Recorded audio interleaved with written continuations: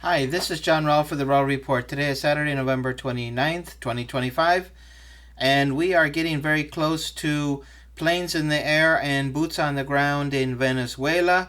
So we've had a quite a lengthy lead up to this whole military operation and a lot of questionable justifications, but you can see that the Trump administration is very determined to carry out a regime change in Venezuela. They gave the opportunity to President Maduro of Venezuela to simply walk away from his leadership in the country, but he refused, and now we will have some sort of limited military operations going on within Venezuela in its airspace or on the ground or probably both. So the first thing is that they decided that how they were going to go about to justify this whole operation. So the first thing was to provide evidence of so-called drug boats, which were the speedboats moving in the Caribbean, and they could identify them as transporting drugs, destroy them, and when they're destroyed, well, there's no evidence left to examine whether this is true or not, and we're never presented with the actual evidence showing that these were transporting drugs. And in some cases, these boats were empty. In other cases, there were 4 or 6 people with backpacks. Obviously, this was not a drug boat. If you think of a drug operation or moving drugs, they maximize their resources in order to gain the greatest amount of profit.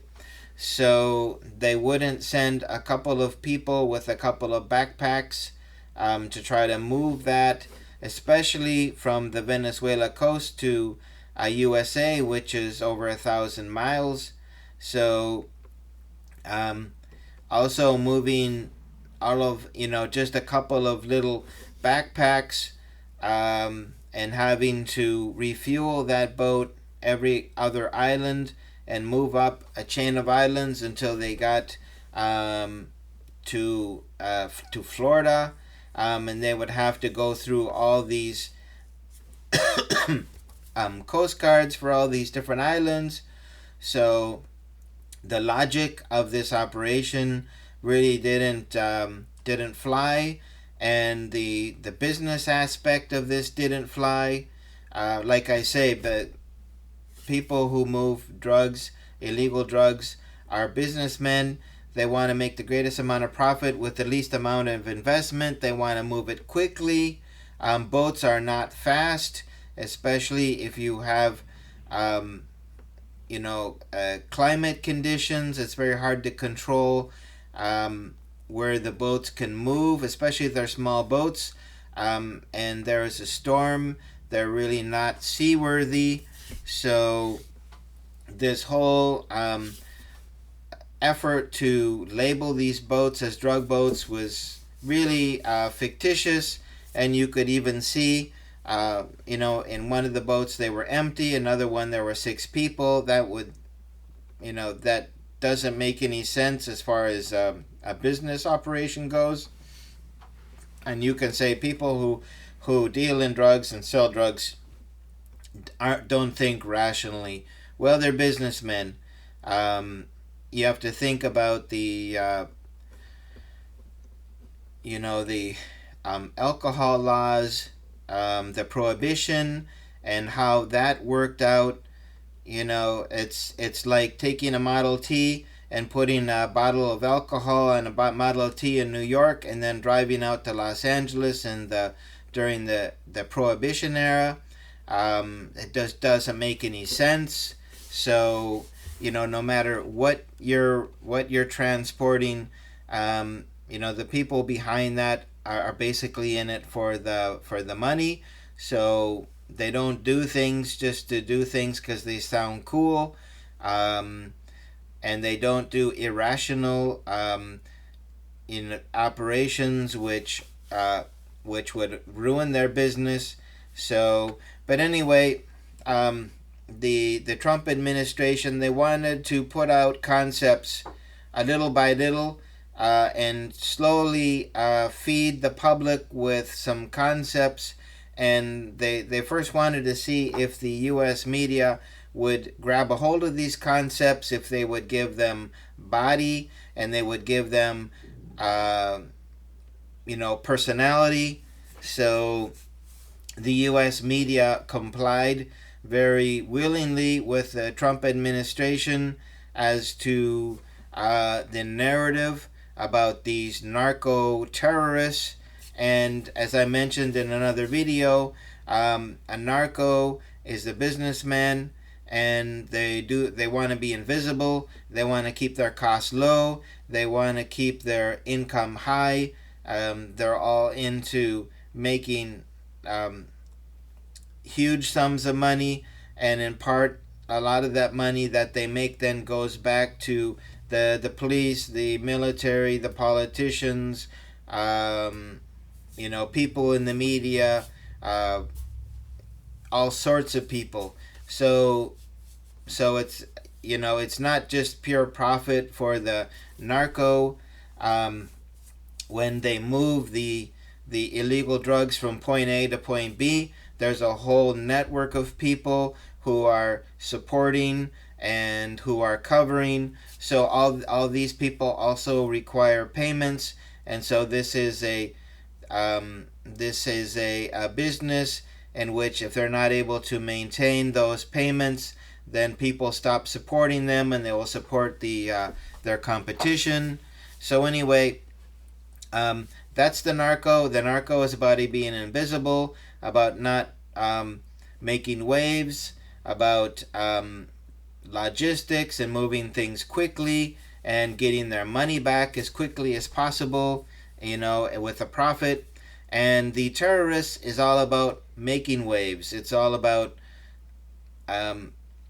being noticed. It's about making an impact. So the two concepts, narco-terrorists, they don't fit together very well.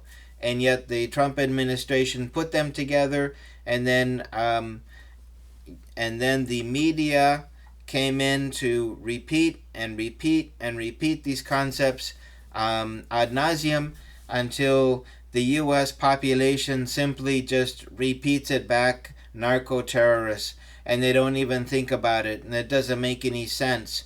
But anyway, the Trump administration has been slowly building up, and in September they began the attacks on these boats and said, look, we're protecting America, we're saving lives.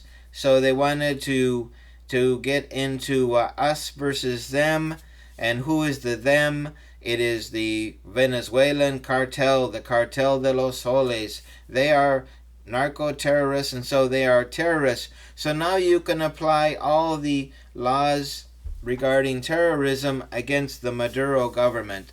So that whole process has been building, and people said, well, the Trump administration, they're going to first try to carry out diplomacy.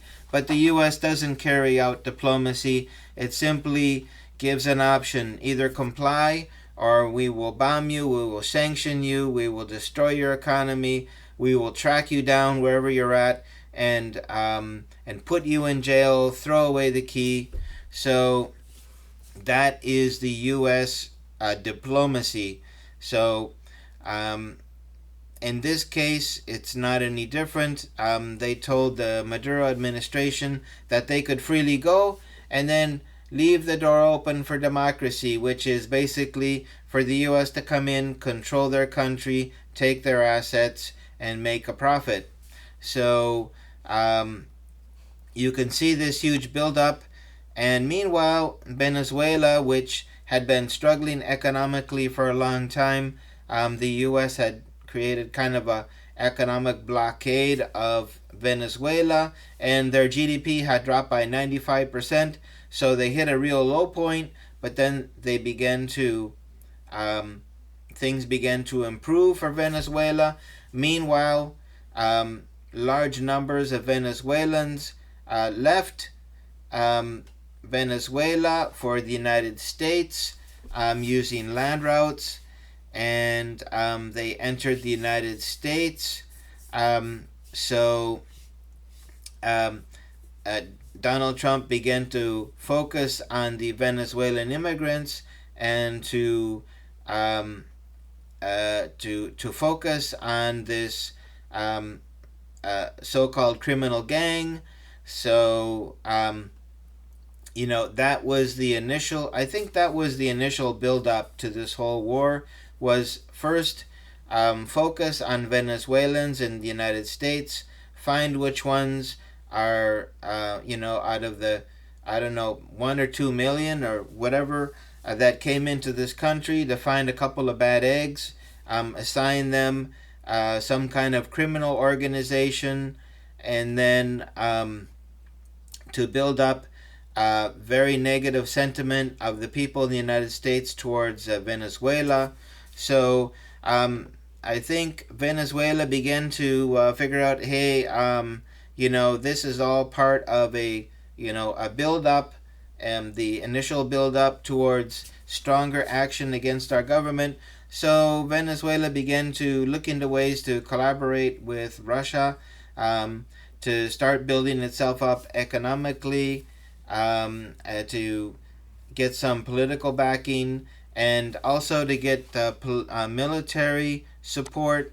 So one thing that Russia did in May of this year was to reaffirm its support for Venezuela's entry into BRICS. So you can see it's now a race against time. Once Venezuela is a part of BRICS, then its economic future is assured, and the possibility for the Trump administration to do a regime change continues to lessen as the people begin to support Maduro. So all this is building. Meanwhile, the U.S. Gerald Ford arrived in the Caribbean Sea in striking distance of Venezuela about 2 weeks ago. So that is the signal that the Trump administration now is in the kind of endgame for its attacks on Venezuela. We have here from the Miami Herald. That is from yesterday. So President Donald Trump said Thursday that U.S. military operations against Venezuela's so-called Cartel de los Soles, until now limited to blowing up speedboats suspected of carrying drugs in the Caribbean, will soon expand onto land, signaling potential incursions into the South American country. So anyway, now the Trump administration, through this author, who is it? Antonio Maria Delgado, puts out this article that the U.S. is now ramping up towards airstrikes and a land incursion. So here is the current situation. This was added a couple of hours ago. So I'm just going to play this briefly, and you can see there are very few flights in and out of Venezuela. In fact, President Donald Trump has basically closed Venezuela airspace as he threatens anyone who is flying in or out of Venezuela that they could be hit by U.S. airstrikes. So now we try to look a little bit deeper into why President Trump has felt so much urgency. We have here the article from The Economist. We have Maria Corina Machado on why time is running out for Maduro in Venezuela. It talks about a democratic transition could set off a bonanza. Well, this is all about resources, but it's also about um, the growth of BRICS and what that means for the U.S. hegemony. So um, Maria Corina Machado sees that time is running out. Why? Because Maduro is gaining popularity. The country is uniting. Their military is strengthening. And the possibility of a regime change now continues to get lower and lower. So she is panicking and, putting out these articles, talking about all the resources that the West could get their hands on if she's put in power. So basically, she would just be a puppet for the Western economies. And finally, we have this uh, article from nationalinterest.org. What would Russia have to gain from antagonizing America? Um, so try to get rid of this ad. Anyway, these ads just appear everywhere. So, why would Russia have to gain? What would Russia have to gain from antagonizing America? There could be a scenario wherein Moscow basically trades its position of Venezuela for America's role in Ukraine. So, um, President Trump sees the writing on the wall that Venezuela is strengthening its partners, will be providing military equipment and military support for Venezuela, and it wants to cut that off as quickly as possible. It wants to remove the Maduro government and install its own government. So this is a race against time. So anyway, I think the most important thing about this is that we are constantly building up to this airstrikes and land invasion of Venezuela. Now, I don't know if the people in the U.S. Department of War have really thought through this whole invasion, how it's going to work out. I had heard that the Rubicon group of Russian drone operators were in Venezuela to instruct Venezuelan military on how to use drones to hit all sorts of military equipment and to attack the invading soldiers who would be very exposed on the Venezuela coast. Of course, the U.S. has defense systems against drones. Would it really work in this scenario, where the U.S. would be able to cancel out any drone operation against U.S. forces invading on land? And what kind of jungle defenses would Venezuela be setting up? We're heading into winter here in the United States. On Venezuela, let me take a look at what the temperature is in Caracas. So, gonna go here to Caracas, Venezuela. So right now it is, oh great, I got it in Celsius. Okay, let's get it into Fahrenheit. Okay, so we have in Caracas, it is 76 degrees. It is quite warm.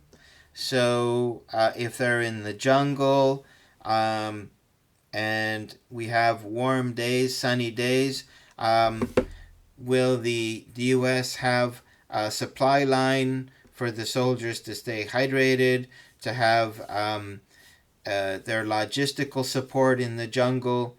We know the U.S. is not good at jungle warfare. We saw that in Vietnam. And will there be anything different now that they're entering into another jungle theater? So I don't know if people in the Trump administration have thought through all of these different options, but I think they need to, then very fast. But this whole operation, maybe I should move down so we can see the Ford. So sorry about that. This is the war.gov website. There's the Ford, and there is the Ford battle group. So anyway, I really questioning President Trump's, uh, you know, his goals. What are the goals? If your goal is to take out the Maduro um, government and install another government, um, what is the invading force that you will need to try to do that? If they try to invade, like they had done in the past, with these small little commandos, that it eventually fails, will they just repeat that again? And of course, if the U.S. Fails in Venezuela, they will be seen as weak, not even able to carry out these military operations in its own backyard. So this is a terrible time to show the weakness of the U.S. military as the U.S. gears up for a military conflict with China. So I don't think the timing of this operation is very good. But I remember back to the Reagan administration, they had an invasion of Grenada, which was a small island with a couple hundred people, I think. And it was a signal that the Reagan administration was building up to larger conflicts. And, this definitely is not a small little island. This is a huge country with a vast jungle and forest area. So really, what is the Trump administration going to do? How are they going to do it? They seem very certain that they can have success very quickly in Venezuela. I don't know if that's going to be the case. But anyway, we will see soon what they're planning to do, how they're planning to do that, and what the response of Venezuela will be.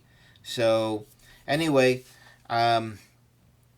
if the U.S. is unsuccessful, then China will give greater speed to its preparation of Taiwan reunification, and if the U.S. is highly successful in Venezuela, China may go back to the chalkboard. So this could be in a way for the U.S. to send a message to China that we're serious, that we're capable, and don't test us. So this is, in a sense, we're returning to kind of the whole operations of the Cold War. And so is this the announcement of a new Cold War? Anyway, we will see soon enough.